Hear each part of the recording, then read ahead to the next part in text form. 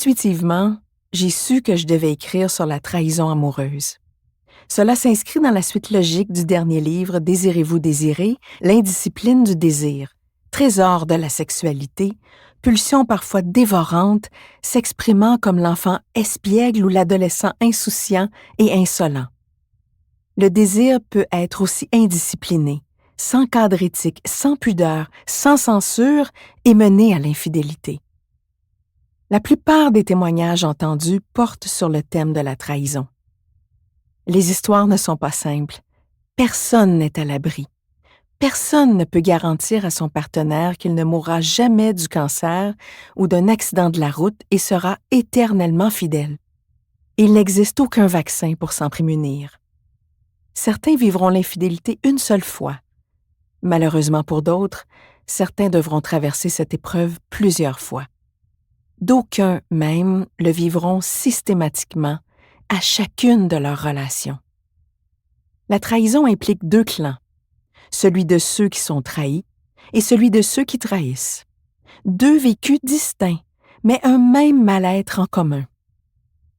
Le patient infidèle qui accepte de se confier partage une intimité très particulière, vulnérable, pleine de fragilité. Son langage est complexe et il faut entendre le sous-texte, ces ondes d'ombre.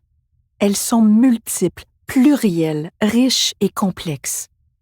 L'infidèle est en état de déséquilibre, chancelant, désorienté, il a perdu sa boussole intérieure. Il étouffe dans sa réalité conjugale.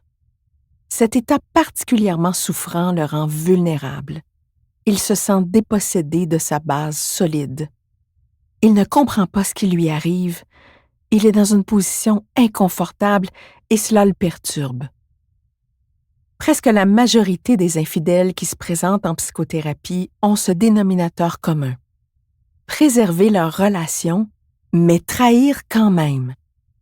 Ils sont au centre d'un paradoxe, sans plaindre et s'en accommoder. Comme si une force magnétique les poussait à se diriger subtilement vers une sortie de secours qui n'est pas sans risque, sans problème, sans conséquence. Un patient affirmait que son cerveau était divisé en deux.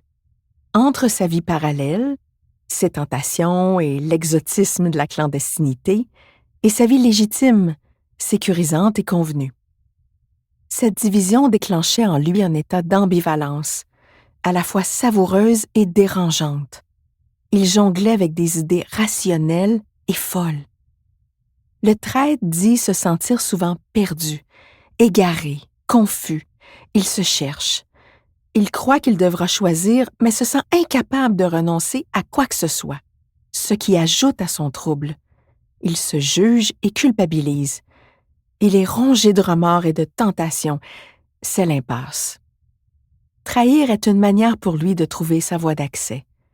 Ce chemin lui semble être le plus intéressant à ce moment de sa vie.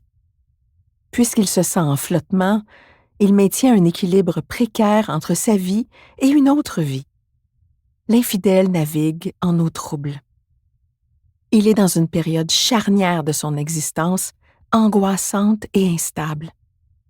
Mais au bout du compte, est-ce que le jeu en vaut la chandelle? Pourquoi se mettre dans un tel état? Pourquoi se créer une telle angoisse? Pourquoi maintenir constamment un état d'hésitation? Qu'est-ce qui a du sens dans tout cela?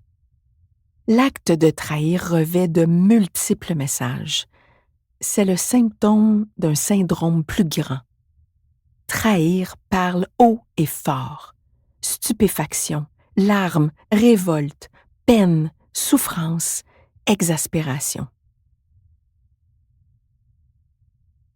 Para seguir escuchando este audiolibro gratuitamente, haz clic en el enlace de la descripción y podrás escucharlo completo sin coste gracias a la prueba de 30 días de Audible.